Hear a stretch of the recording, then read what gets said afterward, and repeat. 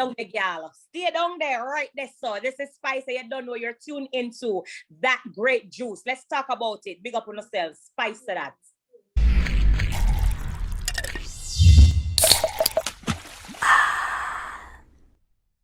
Summer banger. Let's get into it. Let's jump right into it. The summer banger, the dancehall anthem out right now. Been on trending 5 weeks. Let's talk about it. Yeah, let's really get into it. Yes. My fans have been on lockdown for over a year, and now they have something that they can just outside and just go on with themselves. So I'm celebrating a victory right now. I have a historic song, collaborating with these two legends.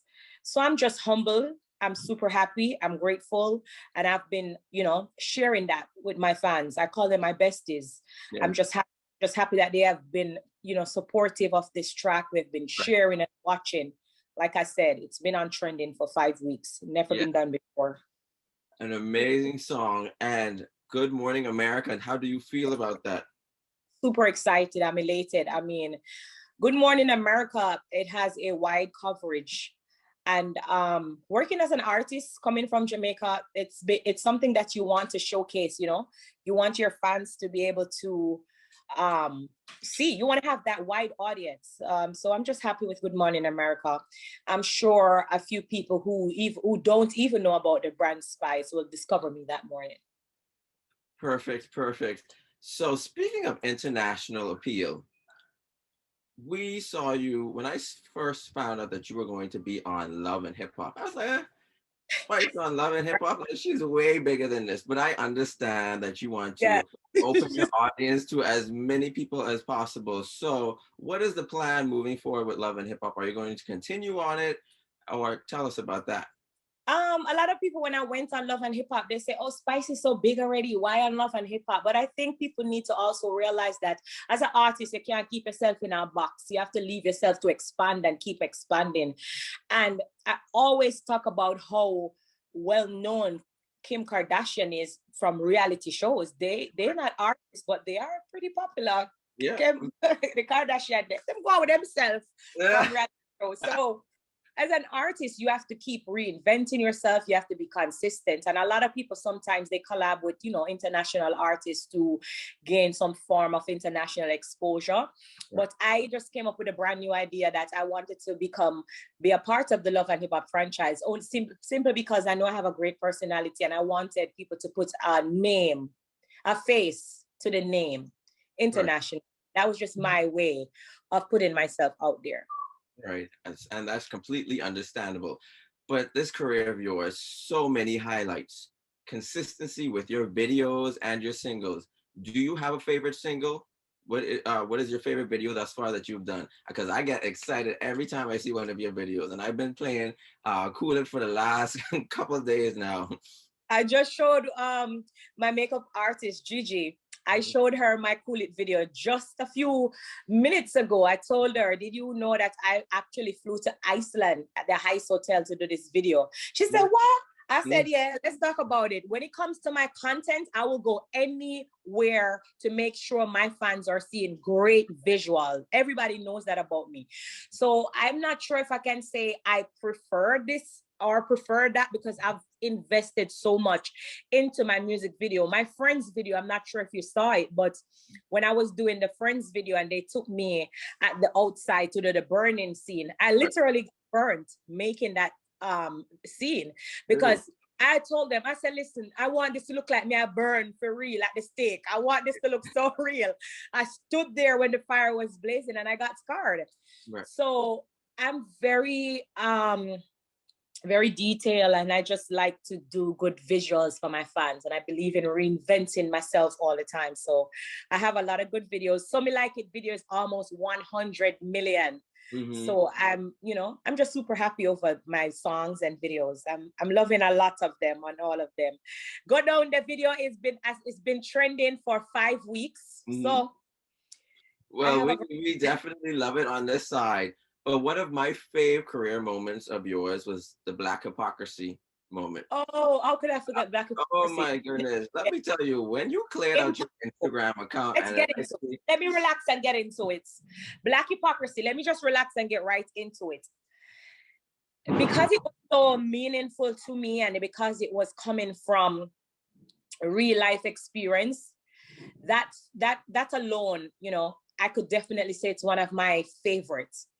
You know, when I did Black Hypocrisy and I did the whole, you know, I don't like to say bleach, but I did the whole process of showing how society perceives you, or what they call beautiful. You know, it was so impactful across the world, because within our community, you know, Black people keep fighting against each other. We keep throwing out these slurs, Black women dragging each other, degrading each other. So I had to highlight colorism, because sometimes it's our own, it's from our own people. Right. So I really had to take the time out to highlight colorism in a way that I did. I wanted to shock the world. I wanted to have the world's undivided attention when I did that. So for me, I feel like I'm very passionate about Black Hypocrisy. Sometimes when I perform it, it brings tears to my eyes, because it's real life experience. Absolutely, because that was a major moment. But that was lifted from your Captured mixtape in 2018. But now I'm hearing that you are having a debut album coming out called Title. Let's talk.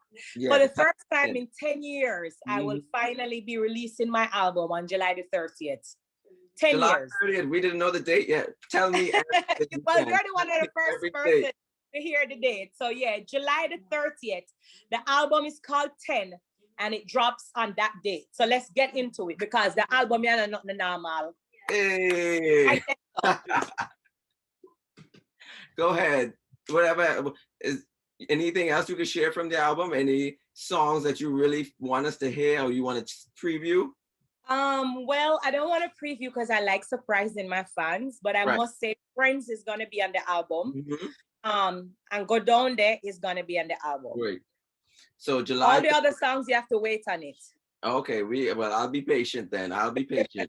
But all of this music, the world is opening up. You know how to command the stage. Like I said, the stage blazer. I was born that way.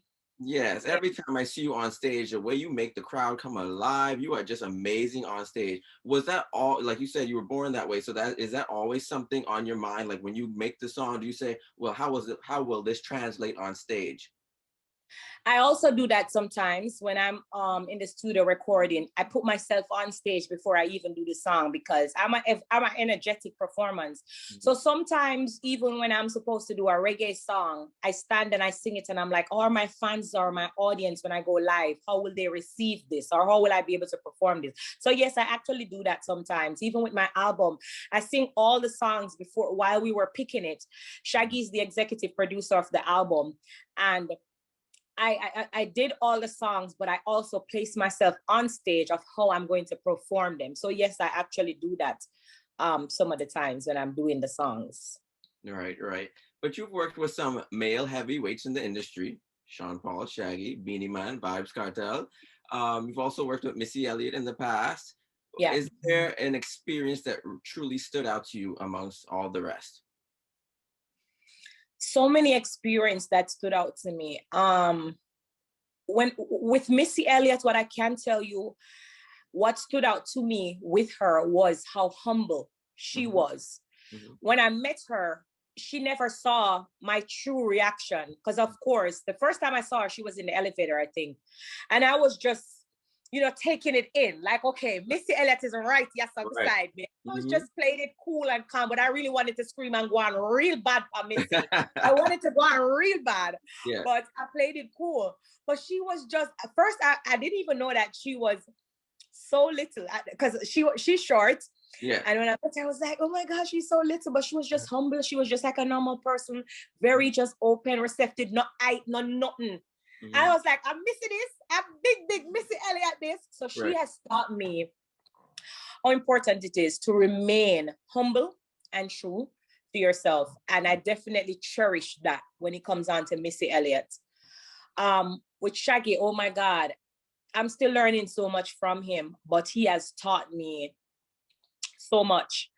One of the main things is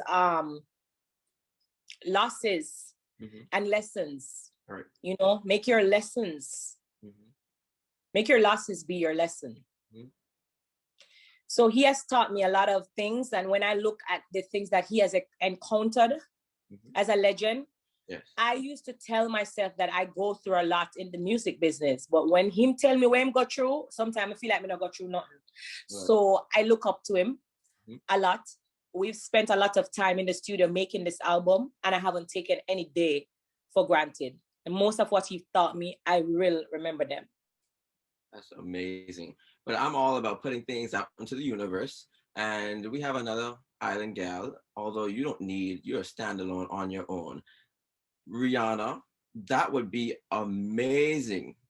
Because she's supposed to do this reggae. That's what dream collab. Put Spice on that Rihanna album because we need that's one of my dream collab. That's one of my dream collab. I'm one of Rihanna's biggest fan. From the day she come out to this day, I can sing her songs word for word. Because, as an island girl, we always support our own. Right. So when she came out, I was just super hype, and I was like, yes. And the way how she's huge now, she's my inspiration as well. So having a song with Rihanna is one of my dream collabs. And trust me, I know if it became a reality, or when let's rephrase it. When because it's going to reality, happen. We know it's gonna be a big song. Yeah. Well, as we're coming to the end of our interview, in the background hyping me. She said, "Big song, number one." Right. That's number one. As we're coming to the end of this interview, I think about longevity, because already in your career, you have solidified yourself. When I hear Spice, I don't think about no seasoning, no food. I think of you. Yes.